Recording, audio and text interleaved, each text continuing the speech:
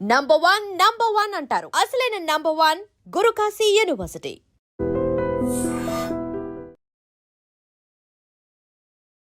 Hi guys, welcome to I dream. నేను మీ Chanakya. Guys, present India and America మధ్యలో జరుగుతూ ఉన్న ఈ హై టెన్షన్స్ మధ్యలో అండ్ అక్కడ నివసిస్తున్న వాళ్ళు, లేకపోతే H1B వీసాకి సంబంధించిన కానీ అండ్ ఇలాంటి వాటికి సంబంధించి ఎవరైనా కానీ ఇప్పుడు ట్రావెల్ చేయాలనుకుంటే అలా అక్కడున్న స్టూడెంట్స్ వాళ్ళ మీదకైనా కానీ సో ఏమన్నా ఇబ్బందులు ఏమన్నా తలెత్తుతాయా? ఇలాంటి విషయాలన్నిటి గురించి కూడా మనతో పాటు మాట్లాడడానికి హైకోర్టు న్యాయవాది, ఇమిగ్రేషన్ లాయర్ అయిన పృథ్వీ గారు ఇప్పుడు మనతో పాటు ఉన్నారు. మరి సార్తో మాట్లాడదాం. మరి విషయాలు ఏంటో అడిగి తెలుసుకుందాం. Hi sir. Hi Chanakya. Sir, Trump మామ టారిఫ్ల మీద టారిఫ్లు వేసేస్తూ ఉన్నాడు. అసలు ఇండియా అంటే కచ్చి గట్టి మరి కూర్చున్నాడు అన్నట్టు కూడా అనిపిస్తూ ఉంది. అది ఇట్లానే బిజినెస్ డీల్స్ దాని ప్రకారం. కాకపోతే ఎవరైతే ట్రావెల్ చేస్తూ ఉన్నారో H1B వీసాస్ అయినా కానీ అండ్ స్టూడెంట్స్ చాలామంది చదువులు అంటే ఫస్ట్ ప్రయారిటీ అనేది యూఎస్కి వెళ్ళిపోతుంటారు. మరి వాళ్ళ మీద ఏమైనా ఇంపాక్ట్ ఏమన్నా ఉంటుందంటారా? యాజ్ ఆఫ్ నౌ చెప్పాలంటే చాణక్య 70% అమెరికా వెళ్ళే వాళ్ళు ఆగిపోయారు. 70% ఆగిపోయారు. Okay. And 25% already slots previous book అయిపోయి అండ్ నేను వెళ్ళాలి ఖచ్చితంగా, నేను యూఎస్లోనే ఎంఎస్ చేయాలి అన్న ఒక ఉద్దేశం ఉన్నవాళ్ళు తప్ప మిగతా వాళ్ళందరూ ఆగిపోయారనే చెప్పచ్చు. ఇప్పుడు ఈ స్టూడెంట్స్ యాజ్ ఆన్ నౌ పెరగాలి అంటే ఇంపాసిబుల్ చాణక్య. ఓకే. ఎందుకంటే ఆల్రెడీ ఒక రకమైనటువంటి ఫియర్ ఎస్టాబ్లిష్ అయిపోయింది ఒక పిల్లలకి. అదొకటి కూడా ఎప్పుడు లేనట్టు ట్రంప్ ఫస్ట్ టైం యూనివర్సిటీస్ మీద పెత్తనాలు చేయటం మొదలుపెట్టాడు.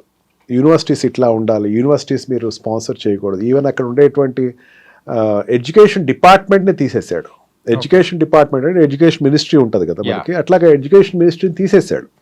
తీసేసి అక్కడ ఇంకా ఫండింగ్ ఆఫ్ లోన్, వీళ్ళకి ఇచ్చేటువంటి స్టూడెంట్స్కి ఇచ్చే లోన్స్ కానీ వాళ్ళకి ఇచ్చే స్కాలర్షిప్స్ మొత్తం తీసేశాడు. ఏదైనా సరే యూనివర్సిటీసే పెట్టుకోవాలని చెప్పేసి హీఈస్ డిస్కరేజింగ్.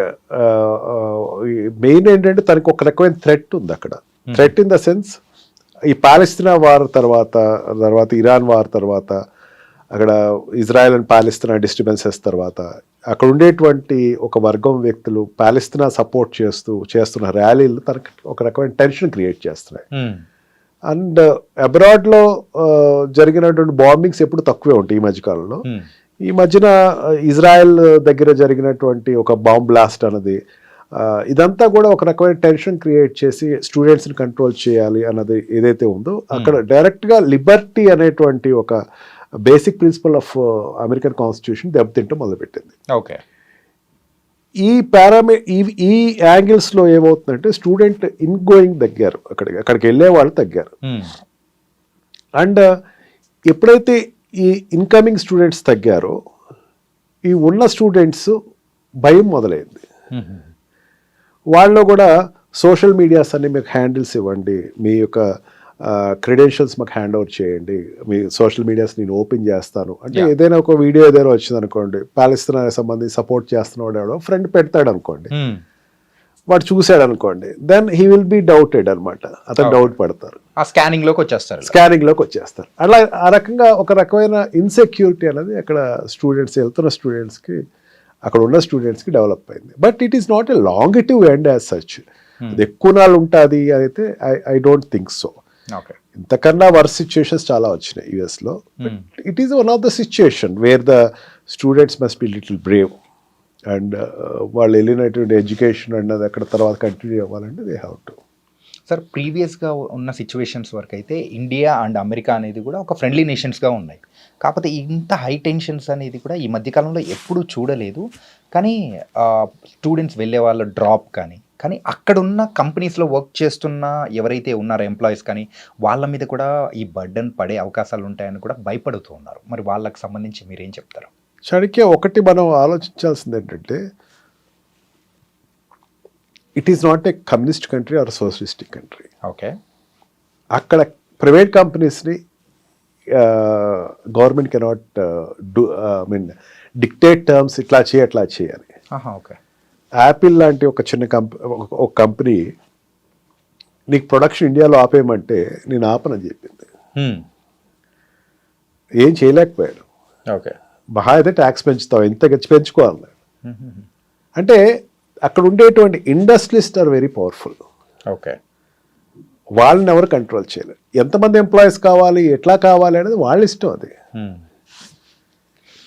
అంటే కంట్రీ సిచ్యుయేషన్స్, కంట్రీ మధ్య ఉండేటువంటి కొన్ని వాట్ కాల్ కామర్స్ సంబంధించిందో లేకపోతే ఈ బిజినెస్ సంబంధించిందో ఉండే రిలేషన్షిప్ వేరు, ఆల్రెడీ వెళ్ళిపోయినటువంటి వాళ్ళు ఆల్రెడీ వెళ్తున్న వాళ్ళ యొక్క సిచ్యుయేషన్ వేరు. ఓకే, ఇప్పుడు ఏదైనా ఇండియన్ కాలేజెస్ తీసుకుందాం, ఇప్పుడు ఇంజనీరింగ్ కాలేజ్ లేకపోతే గవర్నమెంట్ కాలేజ్, మెడికల్ కాలేజ్, వాళ్ళు ఎక్కువ దేని మీద ఆధారపడతారంటే ఎన్ఆర్ఐ సీట్లకి అండ్ పేమెంట్ సీట్ల మీద ఆధారపడతారు.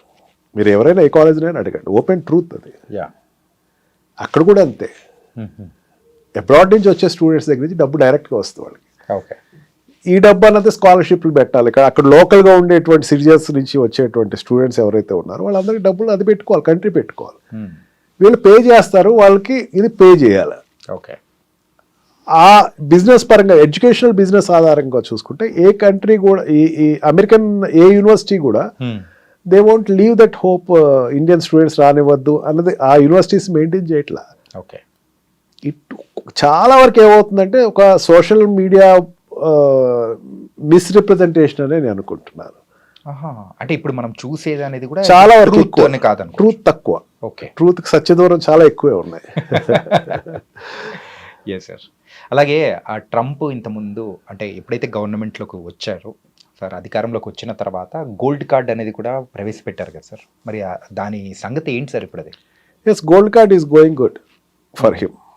ఇండియా నుంచే ఎక్కువ గోల్డ్ కార్డ్స్ పర్చేసింగ్ జరిగినాయి అని చెప్పేసి అన్నాడు.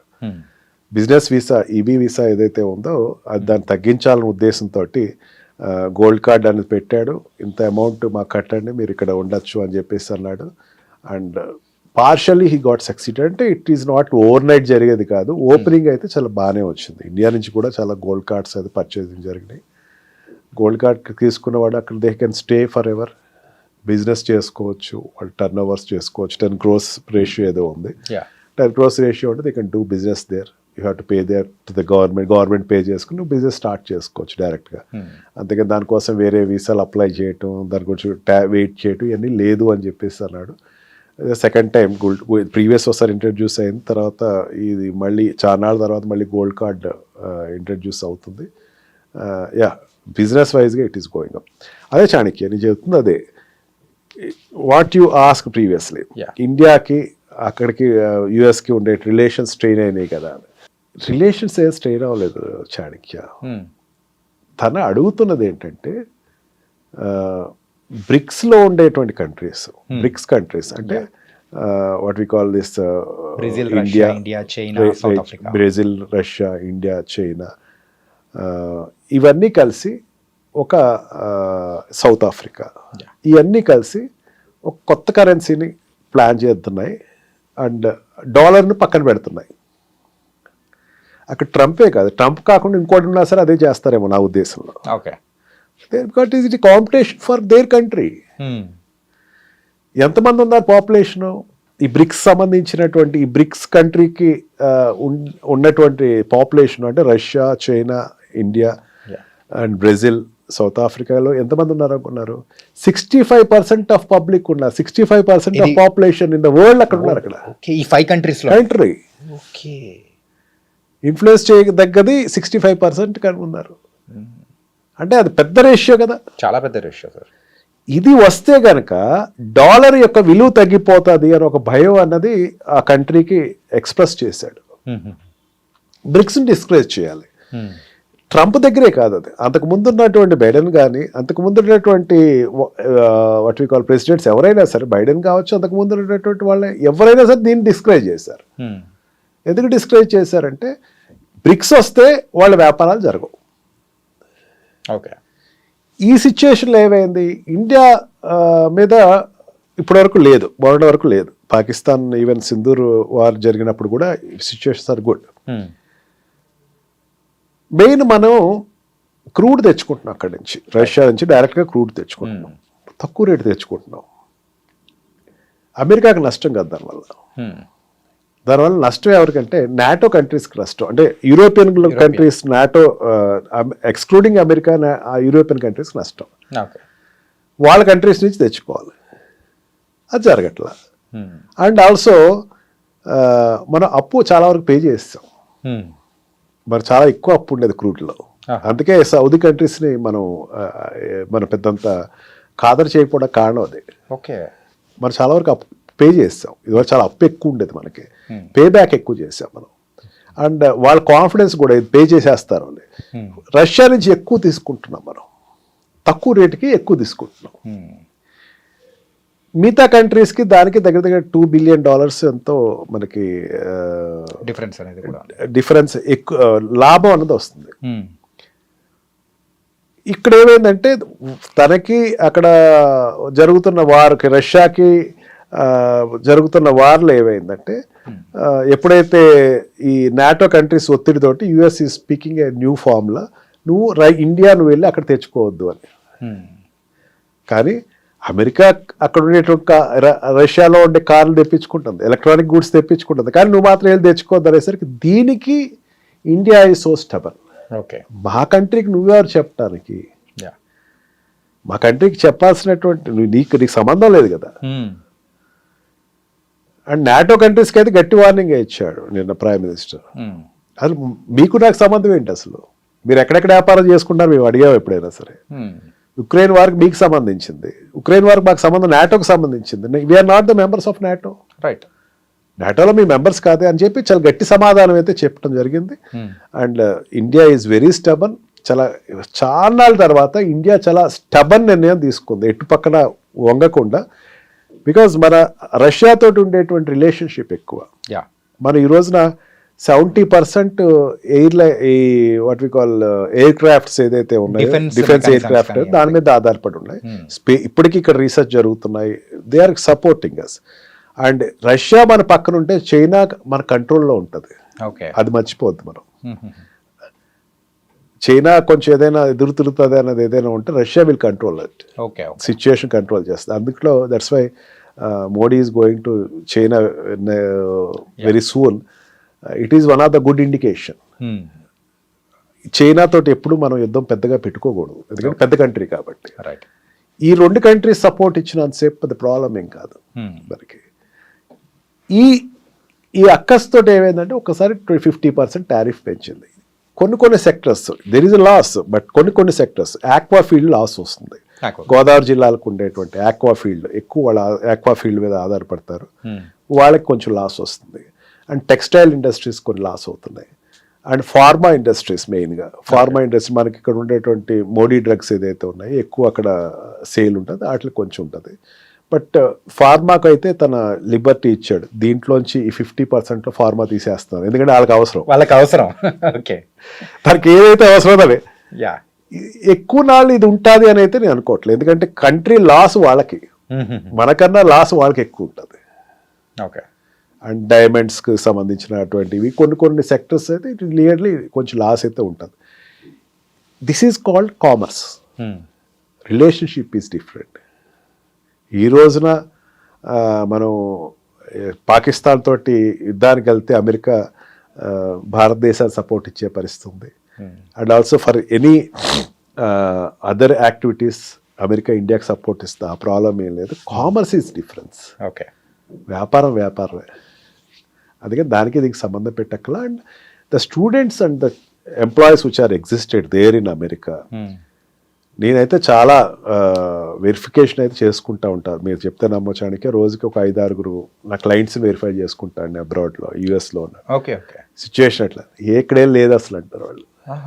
They are very cool. Students also very cool. మన ఐడ్రీమ్ ద్వారా చెప్తున్న parents of students, don't get worried, your children are safe. They will be the safest people because they are in liberal country, not communist country or socialistic countries.